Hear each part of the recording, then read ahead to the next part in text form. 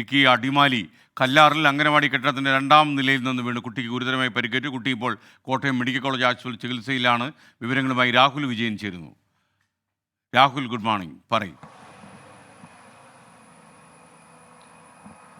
Good morning. Adimali Kallar സ്വദേശികളായിട്ടുള്ള ആൻഡോ അനീഷ ദമ്പതികളുടെ മെറീന എന്ന കുട്ടിയാണ് ഇന്നലെ ഈ അംഗനവാടി കെട്ടിടത്തിന്റെ മൂന്നാം നിലയിൽ നിന്ന് താഴേക്ക് വീണത്. തലയ്ക്ക് ഗുരുതരമായി പരിക്കേറ്റിട്ടുണ്ട്. കോട്ടയം മെഡിക്കൽ കോളേജ് ആശുപത്രിയിലാണ് ഇപ്പോൾ ചികിത്സയിലുള്ളത്.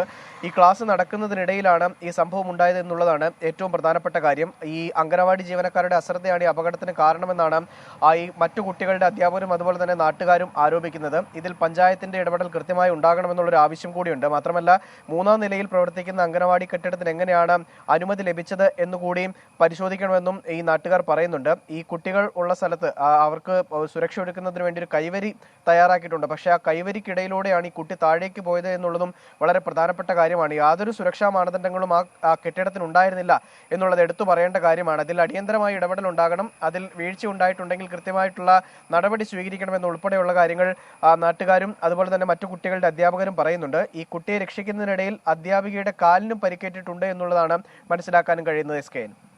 Okay, thank you Vishnu Suresh. ഇടുക്കിയിൽ നിന്ന് ഡീൻ കുര്യാക്കോസ് ഒരു കാര്യം അറിയിക്കുന്നു.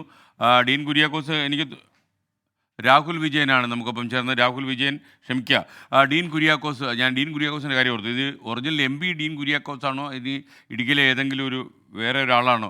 ആരായാലും നന്നായി, നല്ല കാര്യമാണ് പറയുന്നത്. ഡീൻ കുര്യാക്കോസ് പറയുന്നത് നല്ല മഴയാണ് ഇടുക്കി ഉൾപ്പെടെയുള്ള മലയോര മേഖലകളിൽ.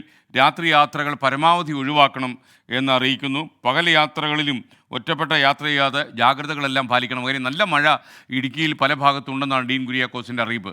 ജനങ്ങൾ ജാഗ്രത പാലിക്കണം എന്ന് അദ്ദേഹം ആവശ്യപ്പെടുകയാണ്.